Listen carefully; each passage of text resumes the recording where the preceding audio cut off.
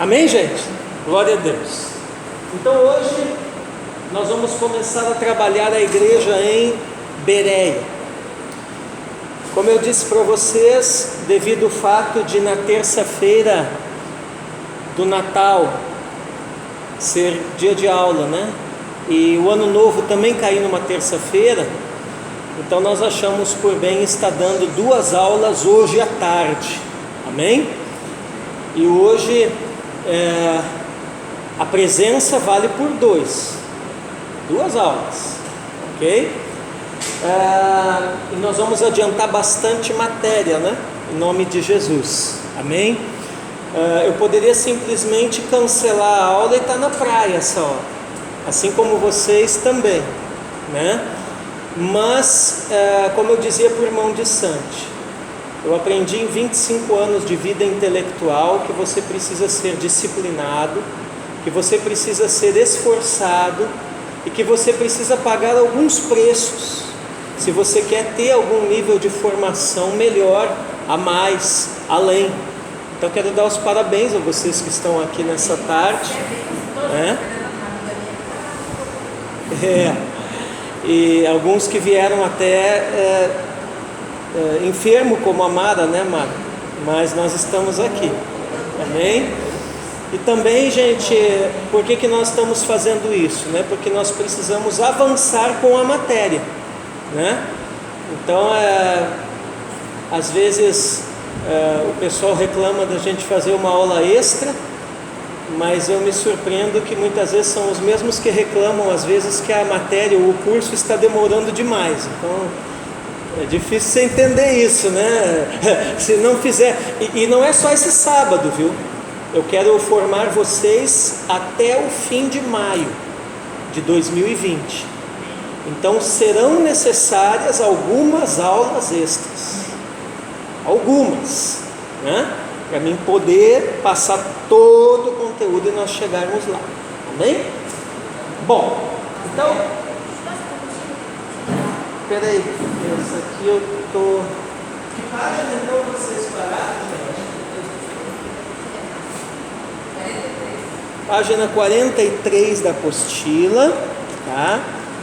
Nós já vimos a igreja em Jerusalém, a igreja em Roma, a igreja em Antioquia da Síria, é isso? E hoje nós vamos começar a ver a igreja em Bereia. Glória a Deus. Então vamos lá.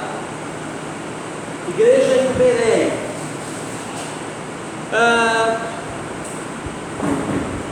Eu vou virar um pouquinho mais assim. Isso. Então, apesar das poucas referências bíblicas, a igreja em Bereia marcou de tal forma o cristianismo, a ponto de muitos cristãos e até mesmo igrejas locais usarem o nome bereanos como sinônimo de fidelidade, seriedade, compromisso e ortodoxia na palavra de Deus. Essa palavrinha ortodoxo é uma palavra importante no vocabulário teológico. Vocês podem ver que eu uso muitas vezes essa palavra, né? E ortodoxo significa o seguinte: ortos, reto, e doxa, fé. Então o que é alguém ortodoxo? Ou uma igreja ortodoxa, ou uma escola teológica que segue a ortodoxia, como nós. É alguém que se esforça para ser o máximo possível reto na fé. Esse reto na fé é no sentido de um alinhamento com os princípios que estão na Escritura, conforme ela os apresenta. Amém? Então você vê que a ortodoxia, ela é uma coisa que ela está muito relacionada com a dogmática. Você lembra a diferença? Doutrina, o que está na Bíblia. Dogma, como a igreja entende isso e interpreta isso. E costume, como isso é aplicado na prática, na ortopraxia, né? No dia a dia da igreja. Então a ortodoxia está ligada com a dogmática. Por quê? Porque é perfeitamente possível ser bíblico em certo sentido, mas não ser ortodoxo. Por exemplo, o pessoal da teologia liberal, né? Que dão uma interpretação liberal, uma interpretação muito alegórica, muitas das vezes, forçando até mesmo muitos textos da Escritura. Eles são bíblicos? São, por quê? Porque eles buscam ter a sua fonte na Bíblia, mas eles não são ortodoxos. Por quê? Porque a maneira deles entenderem a doutrina, interpretarem a doutrina dogmática deles, é uma dogmática que muitas vezes está desalinhada, que força os textos, que induz alguma coisa, que sugere algumas ideias, ok?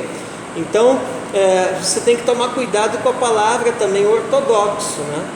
Então, tem gente que é bíblico, mas não é ortodoxo, tá? Então, nós seguimos uma ortodoxia bíblica aqui na nossa escola, ou seja, o que como está na Bíblia, nem mais nem menos nós cremos.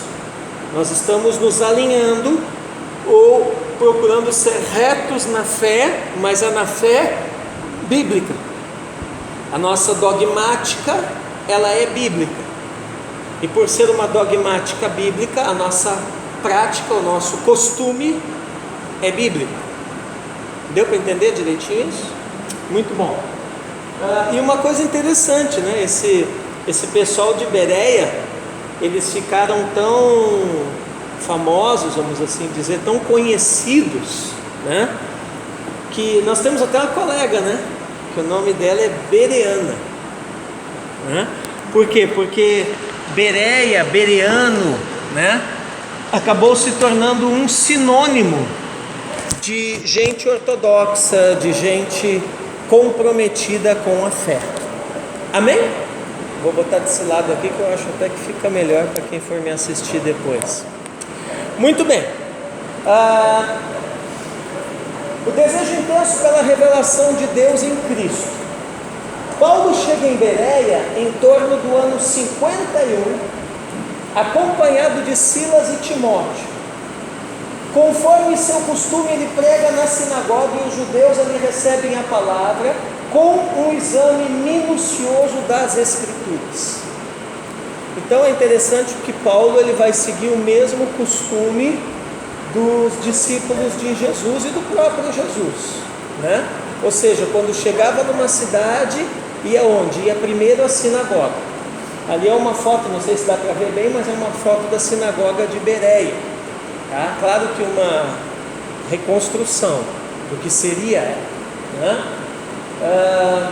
Só que quando Paulo chega e prega, aqueles judeus recebem a pregação dele, mas não sem antes fazerem um exame cuidadoso das Escrituras do Antigo Testamento, é lógico, para ver se de fato era assim, tá? Atos 17, versos 10, 11 e 12. Vamos ler juntos ali.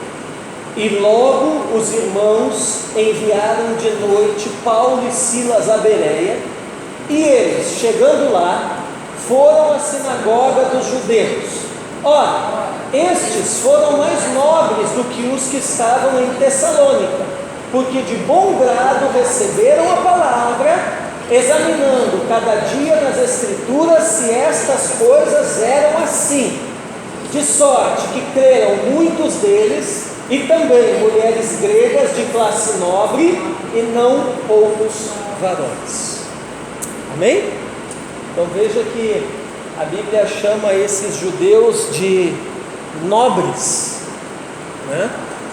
Por terem recebido a palavra, mas conferido se o que estavam recebendo estava alinhado com as Escrituras. Amém?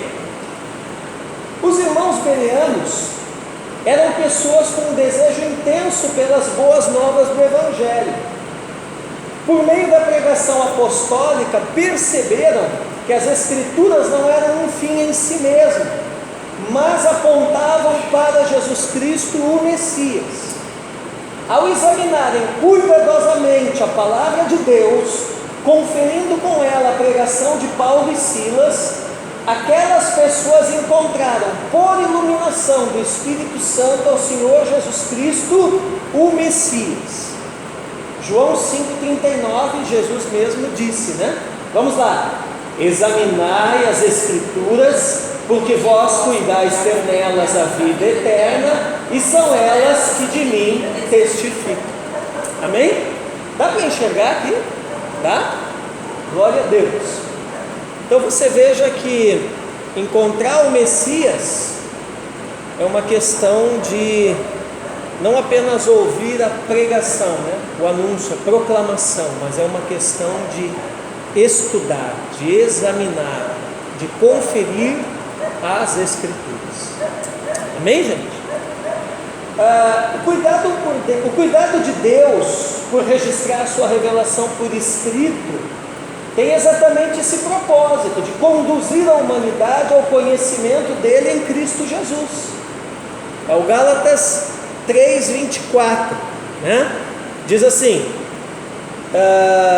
de maneira que a lei nos serviu de aio ou pedagogo para nos conduzir a Cristo, para que pela fé fôssemos justificados. Amém? Então não sei se você já se perguntou, ou se já perguntaram para você, né? Por que a Bíblia foi escrita? Né? Qual o propósito de Deus ter registrado por escrito a sua revelação? É conduzir a humanidade ao conhecimento dele em Cristo Jesus. Amém? Esse é o propósito do registro escrito. Lembrando, como eu falei na festa da dedicação todas as noites, né? A palavra de Deus não é um livro, o livro apenas é o registro. A palavra de Deus é uma pessoa, e o nome dessa pessoa é Jesus. Amém? Bom, vamos falar agora da igreja em Bereia e a atenção devida à palavra de Deus. Que coisa fascinante isso, né? Esse pessoal entrou para a história conhecidos como aqueles que estudavam a palavra, que amavam a palavra, que examinavam a palavra. Que maneira tremenda de ser imortalizado na história, né? Exatamente, né? E com disposição de aprender, né? Porque isso é uma coisa muito importante, né? Nós precisamos estar dispostos a aprender. Vocês estão aqui hoje à tarde porque é uma disposição no coração e no espírito de vocês de aprender. E é uma disposição no meu espírito de ensinar e também aprender, porque à medida que eu ensino, eu também aprendo, mais ainda, né? Vocês viram ali no grupo, fiquei muito feliz, né, com o presente da minha mãe, que chegou hoje de tarde, né? Fazia tempo que eu queria aquele ali, e eu até me surpreendi, porque foi comprado pela internet, era para chegar só início de janeiro, né? Mas acho que devido a essa época eles devem estar adiantando as encomendas, né? Oi? Sim, meu irmão. Devagarinho a gente vai arrumando as coisas. Então assim, porque eu tenho essa disposição de aprender, que eu sempre estou lendo, que eu sempre estou estudando, que eu sempre estou me atualizando, né? Eu sempre estou procurando aprender com outros também. Então nós devemos ter esse apego, esse amor, essa dedicação, e era o que os irmãos em Bereia tinham. Amém? Então a principal lição que a igreja de Bereia nos ensina, gente, é a postura que devemos ter quanto à ministração da palavra de Deus, pois eles estavam atentos à mensagem de Paulo e Silas. Sublinhe essa palavra, atentos à mensagem. Sublinhe aí na sua apostila esta expressão, atentos à mensagem. Amém? Nós vivemos uma geração onde o que mais tem atrapalhado o agir do Espírito Santo na vida de muita gente é a falta de atenção.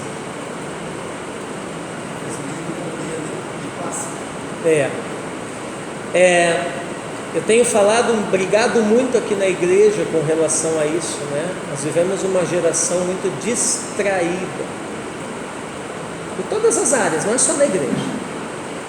E distraída porque querem fazer muitas coisas ao mesmo tempo, devido à tecnologia. Eu estou usando aqui a tecnologia, né? Filmando a minha aula, passando no computador, no data show, gravando, né? Mas essas tecnologias têm que me assessorar e não me atrapalhar. Então hoje, o que acontece, né? Principalmente quem trabalha com mensagens de estudo, com sermões expositivos, principalmente quem é ministério de ensino, que nem eu, nós temos uma luta muito grande contra a distração na vida das pessoas. Quantas vezes eu estou pregando aqui, né? A Cristina é testemunha disso, né? E as minhas mensagens, reconheço eu, elas não são simples. Se você não prestar atenção, você se perde mesmo, porque elas são exposição das Escrituras, né? E não é uma, nem duas, nem três, muitas vezes mais de 10 vezes que eu tenho que parar a mensagem e dizer para a igreja: fique atento, preste atenção, ou que eu tenho que voltar um pedaço até da mensagem e repetir, porque eu percebi que alguém, né, por ir no banheiro, por tomar água, por mexer no celular, né, passa uma mosca voando, né, a luz dá uma piscada, ele já se distrai, ela já se distrai. E às vezes as pessoas estão na igreja de corpo presente, né, mas a mente está longe. E aí é muito difícil você ministrar desse jeito. Você vê, eu venho, né, uma parte assim, quando eu trabalhei a nível secular, uma parte do meu trabalho foi na área financeira, na área de transporte de valores, onde eu trabalhava com o meu padrasto. E nós tínhamos um chefe que na época eu achava ele muito chato, eu não gostava dele, mas hoje eu louvo a Deus pelo que eu aprendi com esse homem, porque ele era muito rigoroso nisso. Ele dizia: quem trabalha com dinheiro não pode se distrair, nunca. Então, muitas vezes ele xingava mesmo, a gente brigava, a gente trabalhava às vezes dentro da caixa forte, né? Com malotes e malotes e malotes de dinheiro, e não podia sobrar nem faltar, né? A gente trabalhava com empresas grandes na época, Gerdau, Betanin, igrejas de porte lá no sul, né? Que tinham centenas e centenas de empregados, e a gente trabalhava com a questão do pagamento dessa turma, que era muita responsabilidade, né? E eu fiquei com isso, né? Então, por exemplo, toda vez que eu vou passar no caixa no supermercado, né, a pastora às vezes tem um hábito de começar a conversar com a guria. Eu não gosto, porque elas facilmente se distraem, e 90% das vezes alguém perde, ou ela perde porque dá o troco errado, ou eu perco porque passa um negócio no código de barra mais caro do que era na gôndola e ninguém percebeu. Então, quando vai passar no caixa do supermercado e a pastora fica, eu já fico quieto, olhando o que está passando, olhando o que está registrando e conferindo o troco. E várias vezes a menina não perdeu, porque eu disse: ó, você deu troco a mais. Várias vezes eu não perdi, porque eu disse: ó, ali passou R$4,90, mas na gôndola está R$2,90. E eles não tinham dado desconto no sistema, né? Aquela notinha que dá, que todo mundo joga fora, enfia no bolso, eu quando saio do caixa, eu abro, paro e leio todinha ela, eu confiro ela, porque muitas vezes você vê na gôndola um preço e registra outro, e tem gente, uma vez nós íamos perder mais de R$50, se não fosse esse meu bom hábito. Fui lá trocar os pneus ali na De Pascoal, né? E me deu pena até, né? A moça do caixa ali atendendo o telefone e me atendendo, e atendendo o computador, e e já vinha 2, 3 em volta dela, pegar um papel, levar um papel e tal, e eu olhei e disse, já vi que vai dar coisa errada, pensei comigo. Aí ela pegou, saiu as notas, saiu os boletos já para me pagar, tudo que hoje em dia para sair boleto é rapidinho, né? Me deu aquele calhamaço de folha, eu peguei e comecei a conferir, daqui a pouco tinha um erro. Eu voltei lá e disse, moça, aqui... Ah não, mas aqui deu o desconto lá. Aí a outra olhou e disse, não, mas espera aí, mas... Eu digo, tá, deu o desconto lá, cadê a outra nota? Ah, é mesmo, faltou anexar uma nota aqui para o senhor. Distração por querer fazer várias coisas ao mesmo tempo. Troquei a palheta do limpador de para-brisa do meu carro, os 2 mecânicos batendo papo e tirando a palheta. Aí eles foram soltar ali, forçando. Quando eu vi que começou a forçar, eu digo, opa, parou, porque carro, equipamento, essas coisas você não força. Tudo tem uma maneira de abrir, de encaixar, de desencaixar. Aí eu digo, peraí, só um pouquinho, dá licença aqui. Apertei que nem um prendedor assim, tirei a palheta. Aí o outro, mas essa aqui está emperrada. Eu digo, não, peraí. Tirei a outra. Aí tirei um sarrinho deles, né? Digo, bati nas costas de um, já dava para mim trabalhar aqui, hein?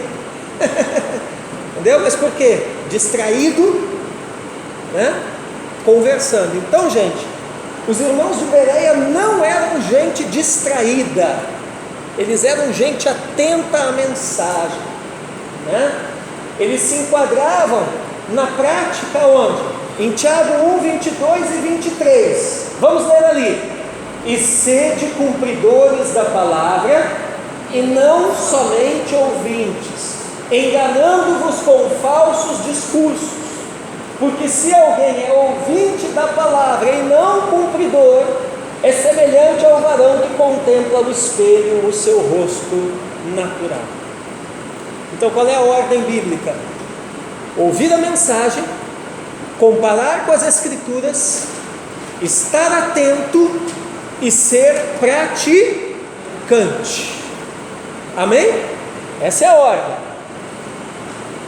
Os bereanos estavam dispostos a ouvir a ministração das escrituras na sinagoga. Não era uma tarefa penosa, mas sim um prazer, pois eles de bom grado receberam a palavra.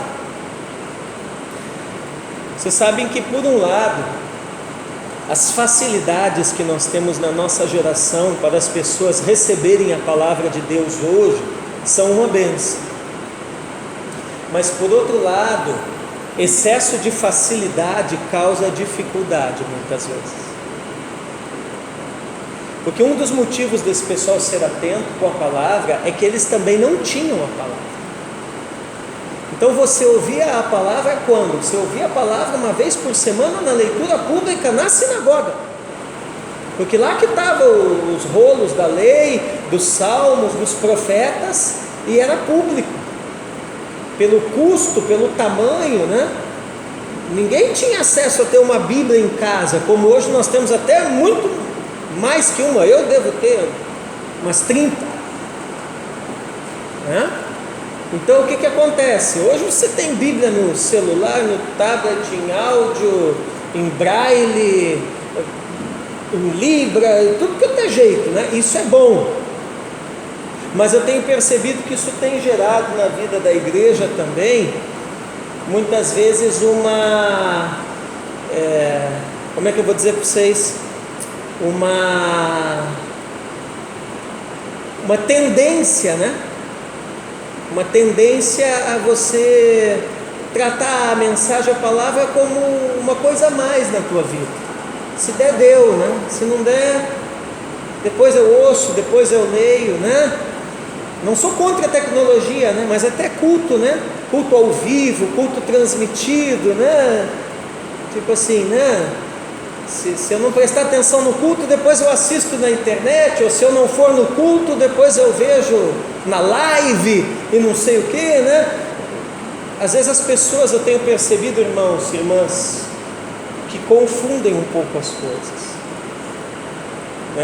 Porque por mais que eu veja um culto na internet, isso não substitui a minha comunhão com a igreja, físico, com os irmãos.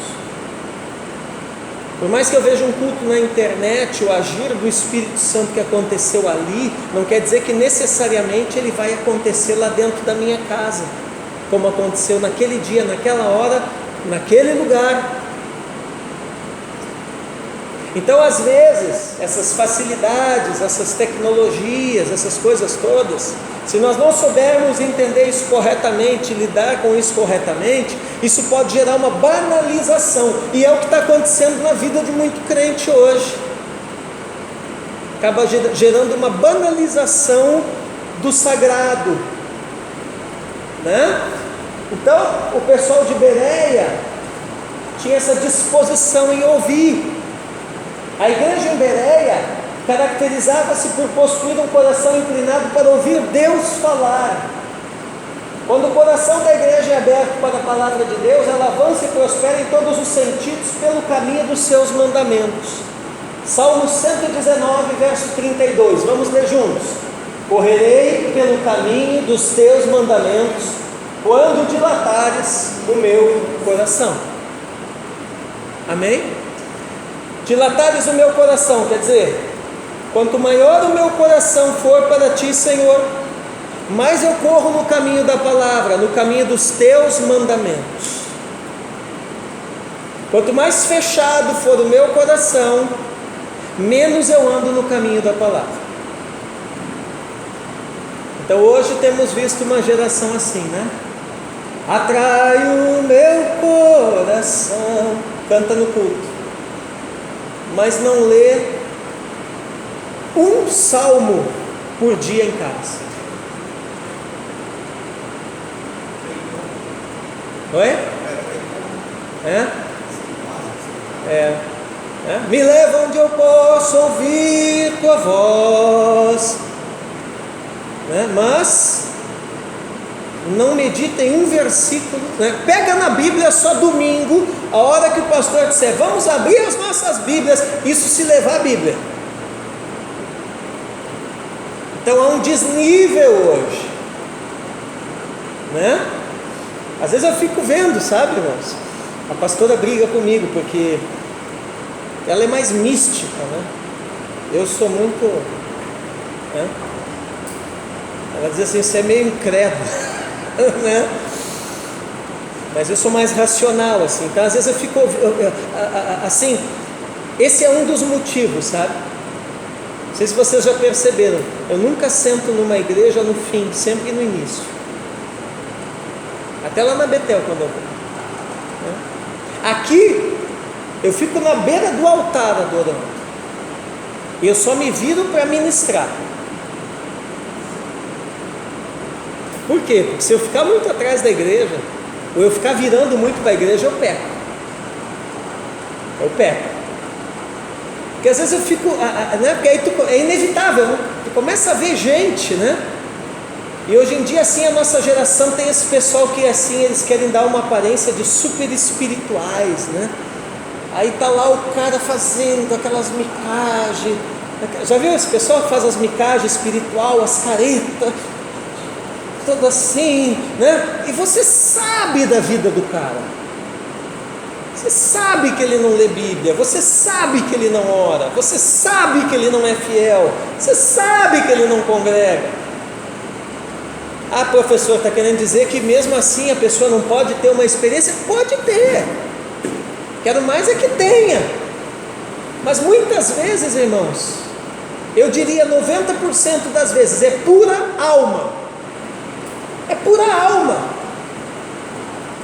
e às vezes nem alma, às vezes é porque os outros estão se trimilicando todo do lado, ou estão caindo, e ele não quer, né? Pô, vai ficar chato, então eu vou cair também.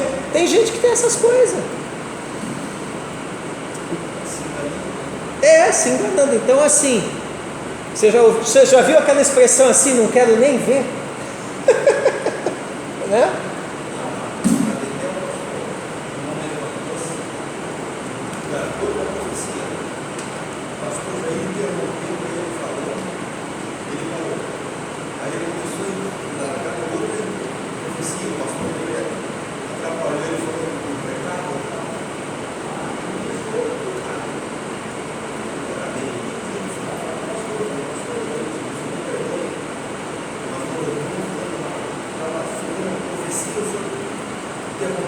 Ah. Depois de novo, o senhor entendeu? O que houve? Ele falou, não. Você conhece a cidadão? Eu falei, não. Pronto. Batia da mulher. Está dando oficina de vida. Aí. Você conhece o Pois é. Então, o que um cara assim vai entregar profecia, né? Entendeu?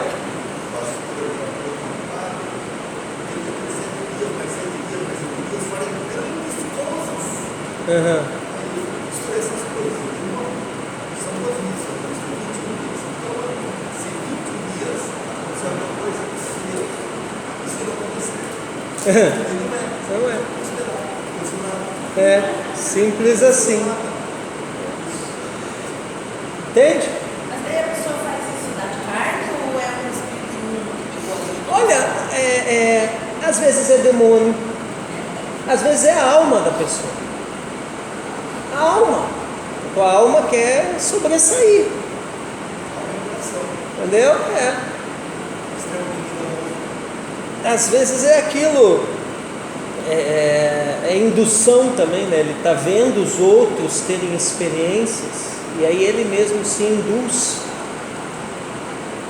Claro que nem todo mundo é assim, tem gente que realmente está tendo uma experiência verdadeira, está arrepiando, está caindo, está pulando, está chorando, está rodopiando, está fazendo tudo quanto é coisa, né? E às vezes também tem gente que não está fazendo nada disso e também está tendo uma experiência verdadeira, às vezes até mais profunda do que aquele outro, né?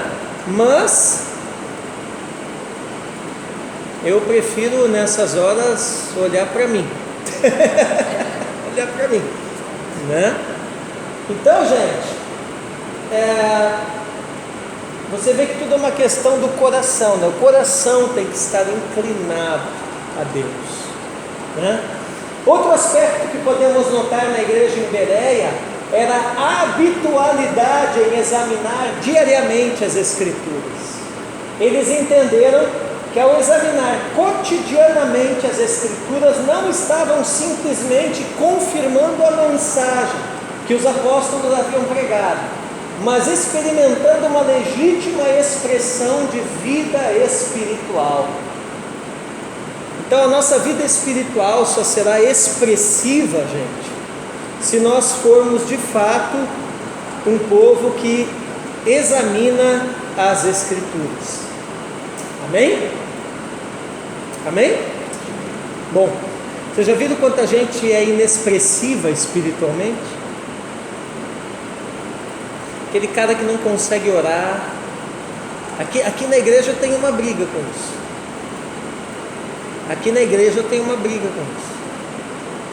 Porque eu não sei vocês, mas eu sou de uma geração que o crente glorifica a Deus, que o crente fala amém, que o crente participa do culto, né? Agora, muitas vezes aqui na igreja, entendeu? Às vezes eu até pergunto assim, vocês estão vivos? Porque eu tenho a impressão às vezes que tem gente que ele morreu ali sentado. Ele está com os olhos fechados, sentado tão quieto, parece que está morto. Entendeu? Às vezes o louvor acontecendo, né? Não canta, não ora, não glorifica a Deus, não... Então vem fazer o que na igreja? E sabe o que é isso, irmãos? Eu vou dizer para vocês, é o que eu falo aqui para os meus crentes aqui. Isso é falta de Bíblia. Isso é falta de comunhão com Deus, falta de leitura da palavra, falta de oração, falta de congregar. Isso aí é crente domingueiro. Ou crente mensalista. Já viu crente mensalista? Só aparece na ceia, uma vez no mês, né? Aí o pessoal diz, mas eu estou trabalhando. Está trabalhando, né? Mas se rolar um churrasco na casa do colega, troca o turno, não vai trabalhar. Dá o jeito dele. Pode ver essa época agora que tem muita confraternização, não é assim? Quanta gente nas igrejas onde vocês congregam que para ir numa ceia, ir num culto, estou trabalhando, estou isso, estou aquilo, não sei o que, não sei o que. Oi? Né? Não, mas tem um que é pior, culto de oração. Esse aí, velho, né? Entendeu? Mas essa época, né? pintou a confraternização, pintou amigo secreto, pintou a caranguejada na casa de não sei quem, pintou o churrasco no clube não sei das quantas, né? Ainda mais se falar que vai ter um joguinho de bola e não sei o que. Ah, meu irmão, move céus e terra. Sabe o que é isso? Aí você vai dizer, ah, professor, o senhor é contra o lazer. Não, eu não sou contra o lazer. Mas isso aí, sabe o que é? Isso aí, a mensagem que me passa é o seguinte: o reino, a igreja, não está em primeiro lugar na minha vida. A mensagem que um crente assim me passa, como um pastor, é essa. Eu olho para ele e eu já penso, o reino está lá em 5º, 6º, 10º lugar, não está em primeiro. Pode falar que está, mas não está, né? Então esses dias eu falei aqui, acho que foi no Hanukkah, né? Sobre como nós estamos vivendo uma geração que não discerne os ambientes. Foi aqui no Hanukkah que nós temos que discernir os ambientes. Porque o que acontece? O reino não está em primeiro lugar na minha vida, né? Mas outros ambientes estão. Então eu fico indo para esses outros ambientes. Só que a fim de acalmar a minha consciência e a coisa não ficar tão ruim assim para o meu lado, o que eu faço, né? Eu tento trazer a igreja para dentro desses ambientes. O problema é que nem sempre a igreja cabe em todos os ambientes. Tem ambientes que a igreja não cabe.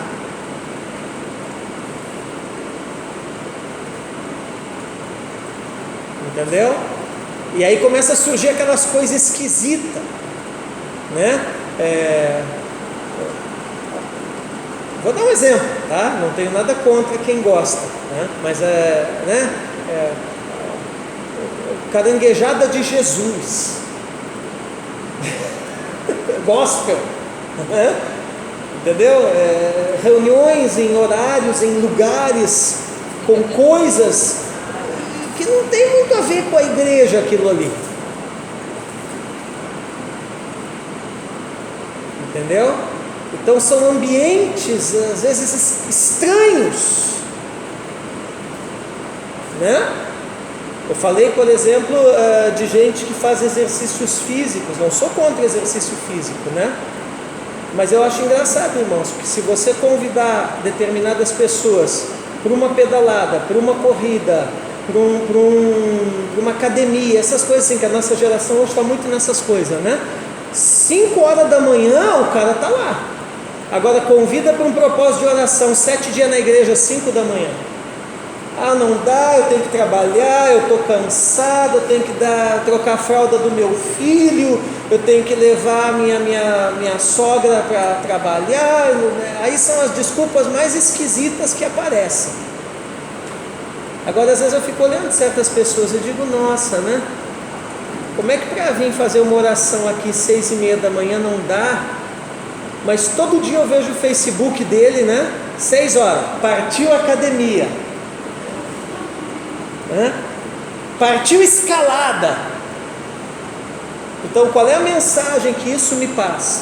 A mensagem que isso me passa é a seguinte: a academia, a escalada, a pedalada, a luta é mais importante que a igreja. A igreja, o reino, não está em primeiro lugar na minha vida. A oração não está em primeiro lugar na minha vida. Porque se estivesse, eu poderia abrir um parêntese de uma semana naquela minha rotina, por exemplo, de exercícios, de coisas assim, para fazer um propósito de oração com Deus. Entende? Não estou dizendo que você tem que parar.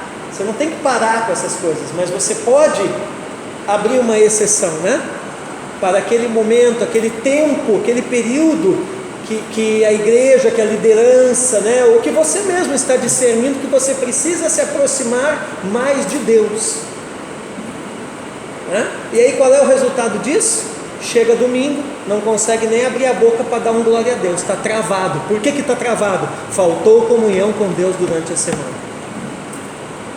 Estou falando alguma mentira? Será que é só na minha igreja que isso acontece?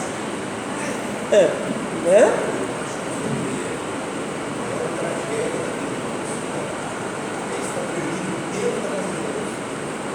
Isso aí, é o pródigo. É o pródigo, perdido dentro da própria casa do pai. Agora você falou tudo.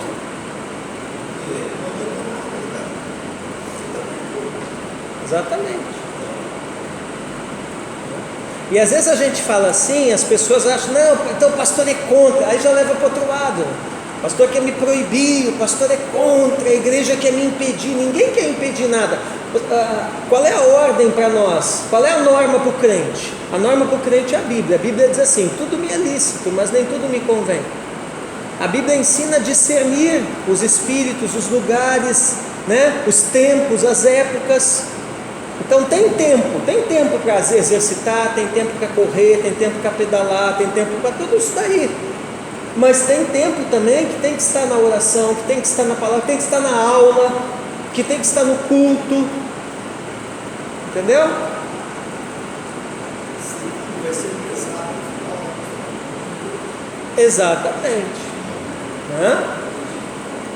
Bom, é que nós vivemos, como diz aquele filósofo Pondé, que eu gosto muito de assistir, né? Nós vivemos muito uma geração do mimimi, que é o politicamente correto. Então hoje em dia você já viu que você não pode falar nada que as pessoas, na sua maioria, já se dói. O pastor está falando do meu exercício que não é de Deus, mas onde é que já se viu? Porque o meu médico, porque o meu corpo é o templo do Espírito, porque eu tenho que... Aí já acha até fundamentação teológica, né? Eu tenho que cuidar, porque ninguém está falando o contrário. Isso aí é mimimi, né? É um vitimismo, se fazendo de vítima, né?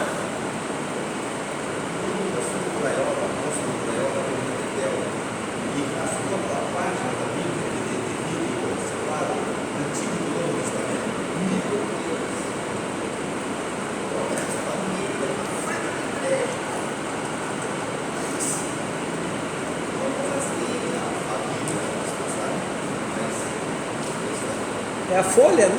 A folha em branco só. Aí, ó.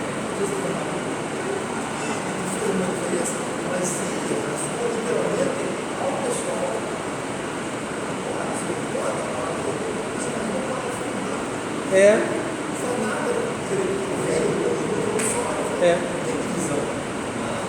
Agora é engraçado que muitos desses, tá? Eu não sou assim um grande fã, mas uma coisa eu vou dizer: muitos desses que tiveram toda essa reação, né, rasgou a folha em branco do meio da Bíblia, blá blá blá, muitos os que não obedecem à Bíblia. Quer dizer que aí a Bíblia é só um amuleto na vida dele, nada mais que isso, né? Como eu digo, a palavra é uma pessoa, não é um livro. O livro é o registro, só isso.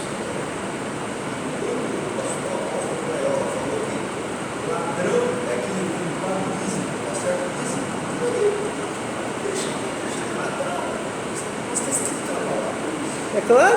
Foi descoberto que 40% do louvor não Aí. Estão fazendo o que lá em cima? Faço o que eu digo, mas não faço o que eu faço. Aí vai cantar sobre fidelidade. Não é dizimista, mas vai cantar sobre fidelidade. Como é que Deus vai interpretar isso? Eu estava assistindo um filme na Netflix ontem, chamado Dois Papas. É um filme no contexto católico romano, é claro. Ele conta a história do Bento XVI, quando ele se tornou Papa, e do Francisco. E eu achei muito interessante, ele conta o que aconteceu que o Bento XVI renunciou e como que ele chama o Francisco e faz a articulação para o Francisco entrar no lugar dele. E eles são mundos completamente opostos, né? O Francisco é progressista e o Bento é tradicional, né?